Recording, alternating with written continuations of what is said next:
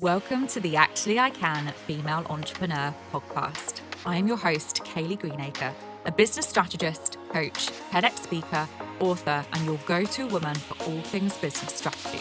I am obsessed with supporting female entrepreneurs to grow unstoppable six and multi-six-figure businesses that they love, giving them the freedom and life that they desire. During this podcast, I'll be sharing with you everything that you need to become a successful female entrepreneur, from the mindset shifts to sales and marketing strategies and how to become an iconic leader that people can't get enough of. It is my mission to help you stand out, attract your dream clients and customers, and sell out of your offers with ease whilst building the business and life of your dreams. Let's make this your reality, ladies. Hello, ladies, and welcome to another episode of Actually I Can, the Female Entrepreneur Podcast. And I'm joined today by the fabulous Monique Sveinsson, who is the CEO and founder of Perfect Planner Company. And today we're going to be diving into transitioning and pivoting to a product-based business. Monique, thank you so much for coming onto the podcast. Thank you so much for having me. This is very exciting. I'm so excited to be diving into this topic. It's a topic we've not discussed previously on the podcast, and I know that you've got an incredible journey and also story to share. So do you want to introduce yourself properly and officially to our fabulous podcast listeners and to tell them a little bit more about your journey and story? Amazing. Hello, ladies. I'm Monique Sveinsson. As Kayleigh said, I am founder and CEO of Perfect Planner Company.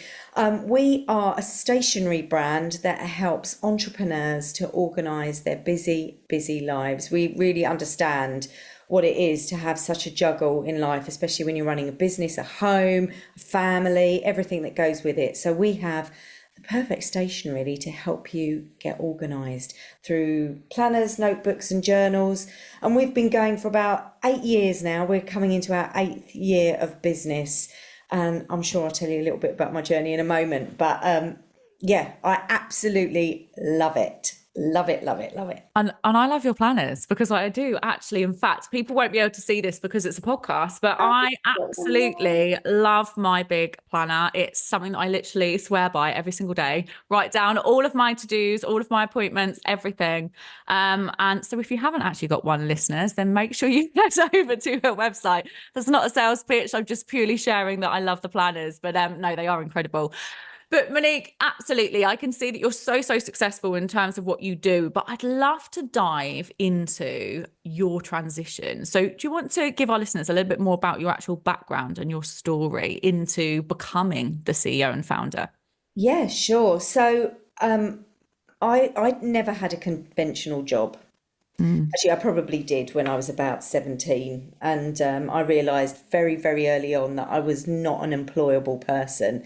I just really liked to do things my own way. And, but I had a massive passion for the theatre industry. So previously, before that, I was a dancer up to the age of 21. But varying injuries and things like that meant that I really couldn't go any further with that. But I loved the arts, everything about it. I just loved that creative side. So I went off to drama school when I was 21 and studied to be a stage manager. And I spent 25 plus years, successful years in the theatre in the West End, working as a stage manager on some amazing shows. So big musicals like We Will Rock You and Hairspray, Chorus Line. Oh God, High School Musical. There's just so many, but I had such an incredible time. And it was a job really where I had to be super organised. As a stage manager, you are looking after the well-being essentially of a whole company of performers, that scene changes happen on time, that the show happens on time, that literally it's almost like choreography in itself, to make sure that all the elements of a show come together. And that was my job, to do that. And I was a freelancer, and so it suited me perfectly. So I could go through the different shows. Sometimes I would leave a show, sometimes the show would close because it wasn't very successful, or sometimes it just stood, the test of time. But ultimately, that's what I did. But I loved it. But it was 8 shows a week. it was 6 days a week. It was 70 plus hours a week. And when I had my daughter, so I met my husband in the theatre. We were on tour together with High School Musical, and he was a drummer. Oh, wow. Yeah, and so we met, we got married, we did that, and we had children. And so I realised quite quickly that I couldn't really do this with a family. I did try. I tried for 3+ years, but it got very, very difficult, and varying things in my life just meant that that wasn't for me anymore. So it was like, okay, what am I going to do? I don't want to go and get a job as such. Yeah. There's anything wrong with that, but it just wasn't for me and didn't suit me. So I started in network marketing, which was in the direct selling space. And I thought, right, I'll do this for a while I kind of find my way as a way to earn a bit of money. I can be at home with my daughter. I can pick and choose my hours. And it was from network marketing that I discovered, I'd always had a love of stationery. I loved it. When you're an organised person, you just love stationery. You love lists and all of those things. And that's where I had this bright idea that I was going to create a planner essentially for network marketers to help them, busy mums, organising their life, organising their time, teaching them to be productive, because I was good at that. I could get things done. And people used to say to me all the time, how do you do it, Monique? You've got a child and, you're busy. How do you get this? How do you manage it? And so that's how it came about. I thought, I'm going to create a planner. How naive I was. So I had to learn everything. And it was a challenge. I bet. It was a challenge because you start a product business, probably, people start product businesses because of a need of their own. They think, this is missing, I haven't got this. And I couldn't find anything that really ticked all my boxes. So I thought, well, I'll go and create one. But it was such a learning journey, and so many things went brilliantly and so many things went terribly. I can share all about that, but what a ride. What a ride it's been. And obviously you're here, like you said, you've been in this business particularly for 8 years, you say, in regards to, your experience. So you've got a wealth of knowledge and experience to share with our listeners. But I love this. I love that, again, it's that kind of realization. I think I remember having exactly the same. I'd, previously been an entrepreneur for another business. But I think whenever you start any new business, there always comes challenges and things that are unexpected. And you think, wow, okay, how am I going to handle this? So what were some of those biggest challenges that you faced during that, I'm going to say transition, but the transition period, the pivot period where you literally are creating a product-based business from scratch? Yeah, because I remember the day I literally had all these notebooks and everything and post-it notes everywhere, and I felt a mess. And for somebody that was so controlled and organized, to be in that mess was really horrible. I hated it. And I remember I threw everything down on the kitchen table and I said to my husband, that's it, we're going to start, I'm going to create a planner. And I thought he was going to look at me and say, you're absolutely off your head, what are you doing? But he went, yeah, great idea, come on then, let's do it. So we started knowing nothing.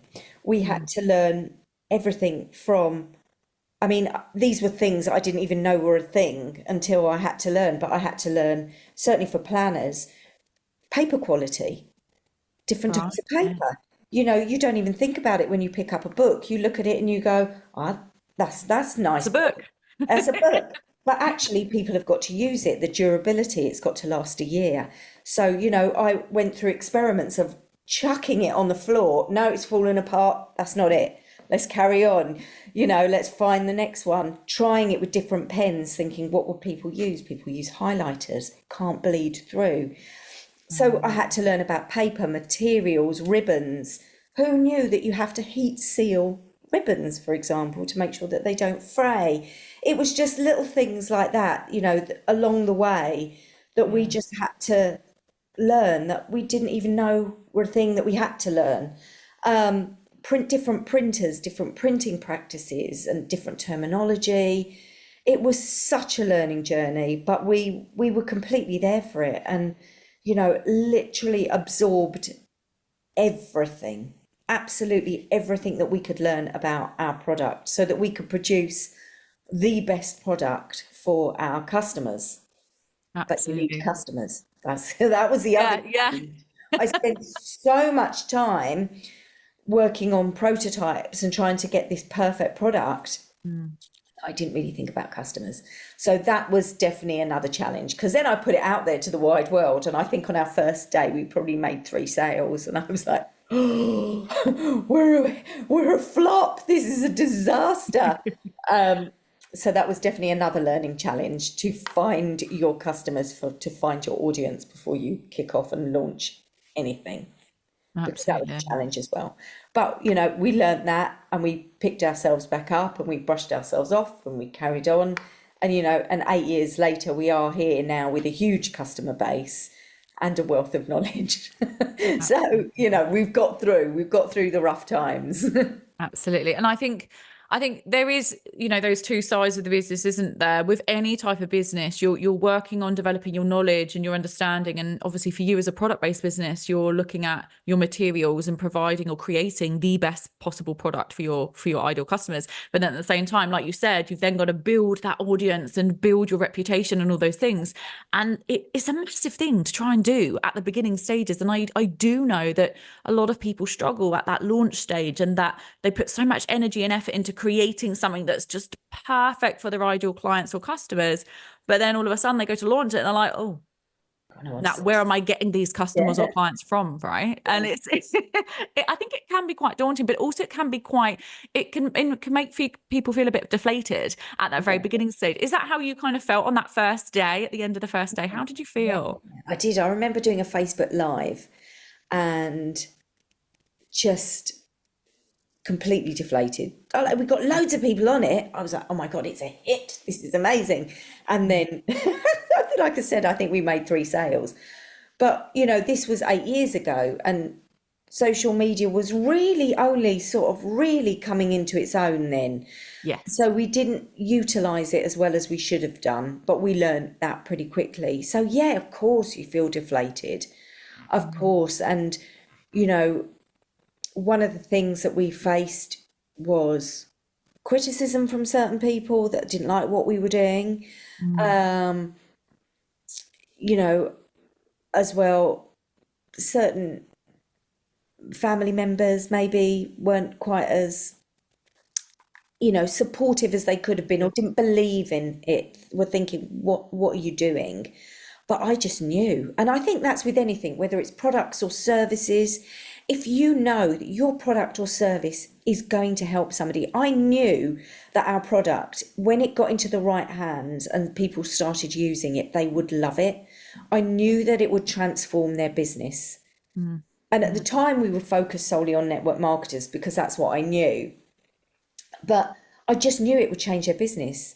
They would get more sales if they followed the plan, they followed the structure. And that is the thing about our planners. They're not just a pretty diary.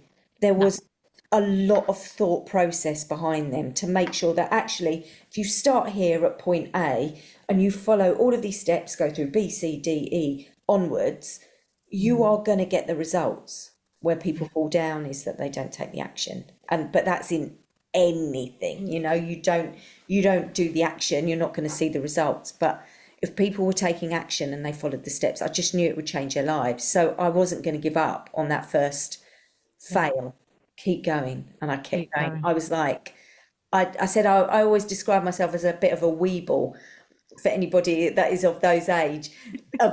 And there was a program when I was growing up, and it was called The Weebles. And the Weebles, yeah. The Weebles, what's it now? I've forgotten the tagline. Fall over, but they always get up. I can't remember. It's not that. But anyway, basically they were these things that just they were round and they would flop over and then just get back up again. And that's what I do. I fall over, I brush myself off, and I get back up again. Oh, I love this. Perseverance, resilience, all of those key things that we think are so, that are so important as female entrepreneurs. You touched a little bit there in regards to sort of potentially family or friends, and a little bit of resistance or criticism maybe. And it's always something that I think is really important to consider and think about for any female entrepreneurs, especially at the beginning of their journey. I myself experienced it, not with my family. My family have always been very supportive, but I think a lot of people will experience this fear of kind of like rejection or fear of criticism from people who are actually closest to them. How did you handle that kind of situation?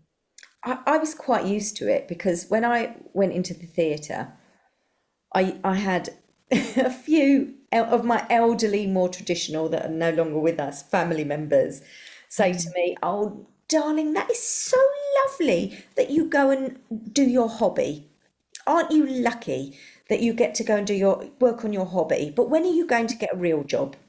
Oh dear. So I got that a lot when I worked in theatre. Yeah. You know, that was very nice, very nice. I get to go and play theatre, but when are you going to go and actually sit down and get a real 9 to 5 job? And I had got used to just brushing it off. So I got criticism. I got a lot of criticism when the planner first came out from other competitors in the Yeah. market. But it's like with anything with products, you know, you see products out there, you know we're not the first person. I'm not the first person that ever created a planner, but I saw a gap in a market and I saw that something wasn't working well, so I made it work better. And so I got a lot of criticism from them, but also, you know, certain people that I knew that were quite close to me that were like, "What are you doing? This is never going to sell. You are never going to sell." And even to this day, they still say, "I can't believe you sold so many." You know, so it's like, here's a compliment. "I Yeah. can't believe you sold as many as you do." But actually, it's a little bit backhanded and a little bit passive aggressive. But do you know what? Again, it's like all of those things. I believe in what I do so much. And I think that's the thing. If you believe something that you're doing wholeheartedly, who cares what anybody else says? Whatever, Exactly. it's their problem, not yours. I And completely that's agree what I with tell you. myself all the time. Yeah. Stay in your lane, stay focused. It's about you, your vision, your mission, the Yeah, passion that you have. Absolutely. Yeah, I completely agree. And I love the fact that you've obviously shared that. And again, for anyone that's listening, you know, if you're ever struggling or fearing what other people will think, you know, just remember your why. You know, go back to that why. Why have you started this in the first place? Who are you helping? Who are you supporting? You know, who are you giving to, etc. 100%. Which I love. Thank you so much for sharing that. What about, this is something as well that I've always been really curious of, because obviously I'm a service-based business. I'm obviously a strategist and a coach. So what I present, how I support people and help people is obviously through coaching and strategy support. With product-based businesses, I've always had this, you know, idea in my mind that actually to set up a product-based business, you've got to put a lot of money in it first, right? In order to create this product. And you probably have to bulk order or bulk create, etc. I'm probably not using the right terms, but can you just share a little bit more with me in regards to, you know, some what did you do in regards to the finances for that first stage of the business? Or do you have any advice for our listeners who might potentially be starting a product-based business and how to kind of fund that first stage of their business? Yeah, of course. I mean, I'll be honest, when I had that moment of I'm going to start a planner, money didn't even cross my mind. Didn't even think about it. I was like, I hadn't costed this up, hadn't thought about it whatsoever.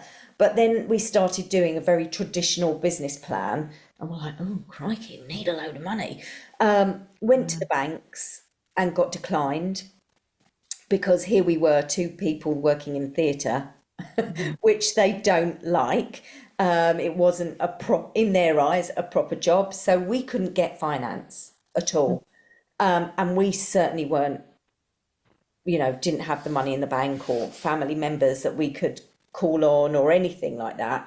So we did, we ordered for our first year, we said, right, we're just going to what we're gonna do is keep working in the theatre, or actually at the time I'd transitioned into doing corporate events. So the same job as I was doing in theatre, but just working in the corporate event sector, because I could dip in and out. And my husband was just freelance drumming. He would go out to gigs and things like that. So we weren't full time.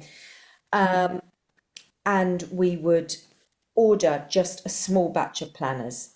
So in printing, and I get this all the time, people say, oh, can you make me a bespoke planner? I just want 15 copies. No, that will cost you about £250 a copy at least, because the cost of printing, and again, we didn't know this at the time, we learnt it, is in the setup.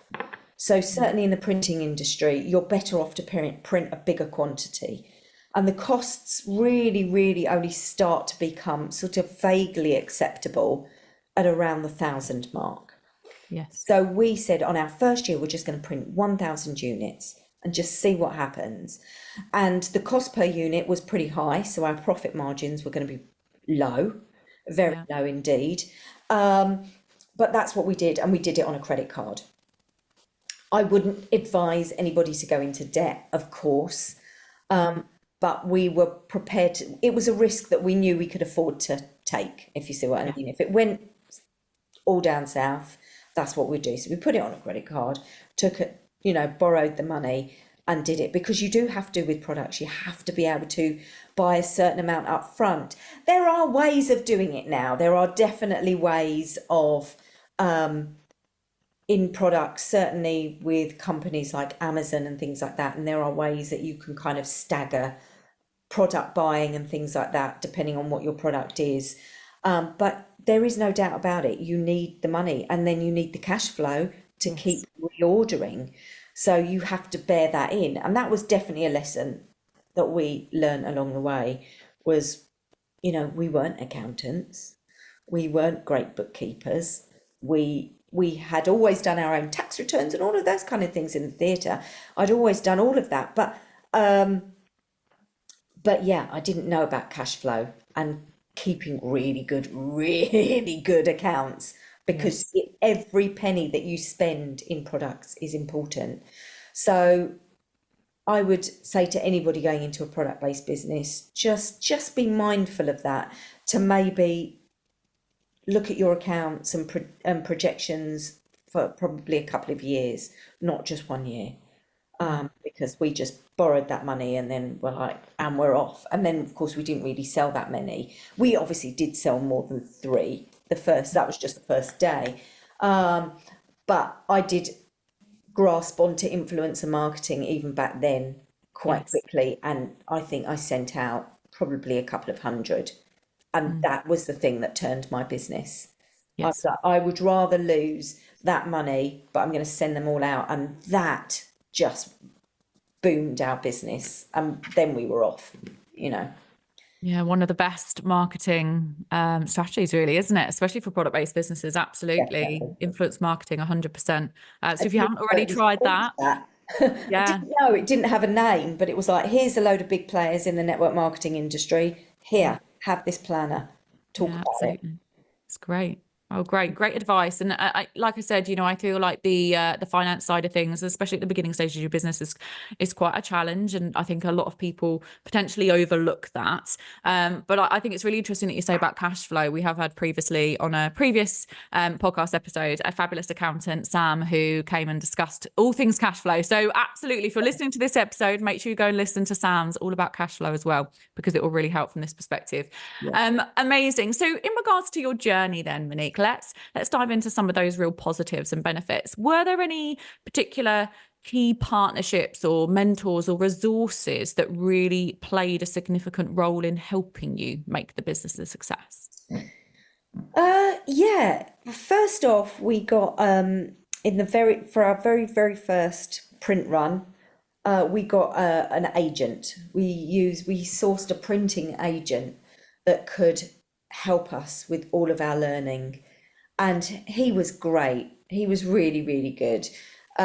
He just helped us understand the industry, the terminology, everything that we really needed to know, because you're not just printing a product. We never printed in the UK, unfortunately, because the prices Yes. were cost prohibitive. So he helped us to learn about shipping, because that was another thing that we had to learn.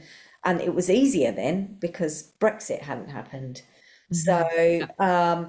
but he taught us so much about the industry. He really took us under our wing and under his wing. And even though he wasn't a mentor as such, to this day, I'm very, very, very grateful for his knowledge and his expertise, for sharing that with me sort of very, very early on. And then later down the line, he only worked with the company for with us at the company for a year. And I think because this guy was used to printing calendars or notebooks and things, and Okay. our printing is quite complex because there's lots of different elements to it in the binding and the ribbons and all those different things. And I think he just thought, oh no, this client is quite difficult. So he only stayed with us for a year, but his knowledge and his expertise and the learning that we got from that was incredible, because there just wasn't anything out there to help product entrepreneurs. There just really wasn't. Later down the line, I worked with an amazing mentor, and she's in the online space, Helen McHugh, Mm. and she was great. She had a product based business, and I kind of sought her out, and I said, look, Yes. could do with someone to really work with. So she had a mastermind, so I joined that mastermind, made some incredible friends in it for life.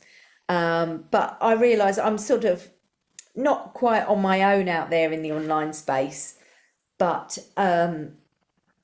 it is predominantly serviced, everything that. So products are quite a niche area. So to meet somebody else that was a product entrepreneur as well was brilliant. Yeah. And she's still, to this day, yeah, an amazing friend and mentor and all of those things. So yeah, fabulous. So I think it's really helpful to have somebody. Everybody needs a buddy, right? Yeah, but needs a buddy, someone to hold you accountable, someone to reach out to and just sometimes ask for their opinions and get their Yeah. support. And it can look so different to so many people depending on their business, their niche, their industry, etc. But absolutely, and thank you so much for sharing, two really key people in your journey there. And I think it is important. And I think everyone who, again, is listening to this podcast episode, I'm sure has someone that they can either reach out to or someone that has really supported them and helped them on their journey so far. And I do think it's really valuable. So in regards to the confidence side of things, I think this is always a really, really interesting conversation to have around that kind of self-belief. We've touched on self-belief before as well, and that confidence. How have you previously, but also how do you continue to maintain that self-belief and confidence in order to move forwards with your business? God, that's a hard question, because I'm human, like everybody else. I have days where I think I can't do this anymore. Don't want to do this anymore. And you know, we have an incredible customer base, some very, very loyal customers that have been with us for years. And then we have some very difficult customers, and when you get those difficult customers and that they're being purposefully difficult, let's just say, it's very, very hard. And you kind of just think, I just want to walk away from it. But, it's not just that. We work with some corporate companies as well, creating now bespoke planners for them. And we have good days with them, and we have some really bad days as well, really, really hard days. You know, we had one particular customer in Switzerland that we created, I think it was five at the time. It was their first order. It was 5,000 units for them, and it was at the time of Brexit, and the shipment went missing, like Oh my actually went goodness. missing. 5,000 planners that eventually we found a month and a half late for them, in a lockup in Germany. I mean, it was insane. Wow. I mean, so there's moments that you have things like that, and you think, what am I doing? Why am Yeah. I doing this? But again, it's just coming back to that why. You know, I just know that what we do helps people. and changes their business. And if you change their business, you can change their life. Yeah. So yeah, when I have those moments, I just brush myself off and I carry on again. And I have to be confident about what I do. But like I say, as I said, I am human. And I have days where I get annoyed and I get fed up and I see things online and I see things on social and I get grumpy about it. But I've learnt now, and the business is in such a place, that I don't need to be working round the clock. So I can take myself off for a walk or go and do something else that I love. Go and see a show because I still love Yes, I theatre. love this. And then I'm We love okay. the theatre. Everything's happy again. It's all jazz hands. Love it. I love this. What would you say then, based again on, that piece of self-belief and, you've shared with us quite a lot about your journey and the transition and starting the business. What would you say are your key lessons that you've learned on your journey? So obviously through transitioning, but also in the 8 years that you've been the CEO of Perfect Planner Company. Oh, gosh. I think with any kind of product-based business, probably my key learning is to obviously to make sure that people need your product. Yeah.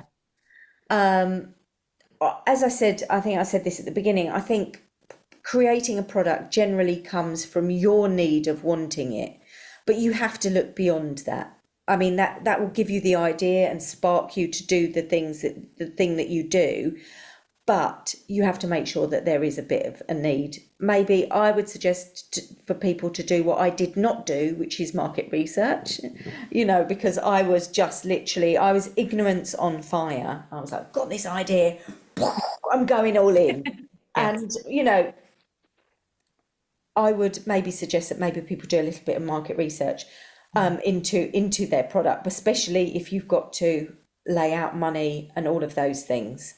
Because products, as I say, is different. Money, you need, your revenue could be hundreds of thousands, but your profit might only be 20% of that.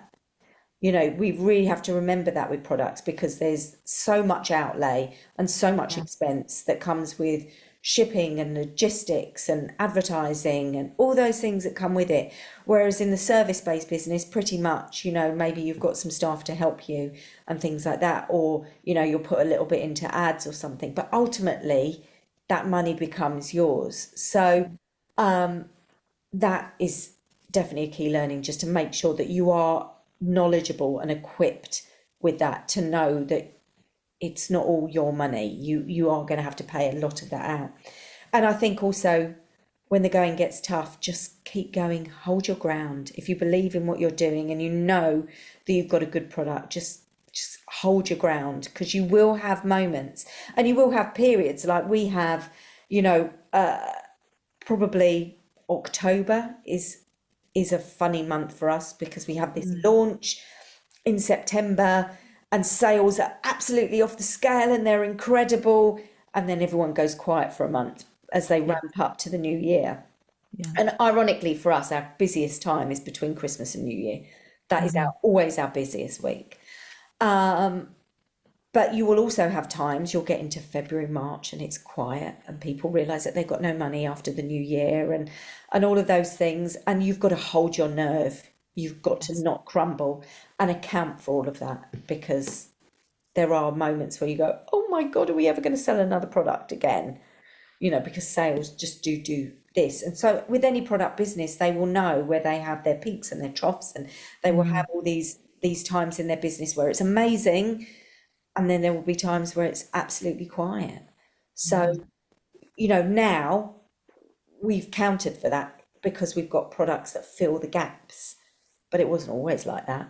Yeah. Once it's over at the end of January and people have bought their dated products, at the beginning we were like, okay, now what? Now what do we do?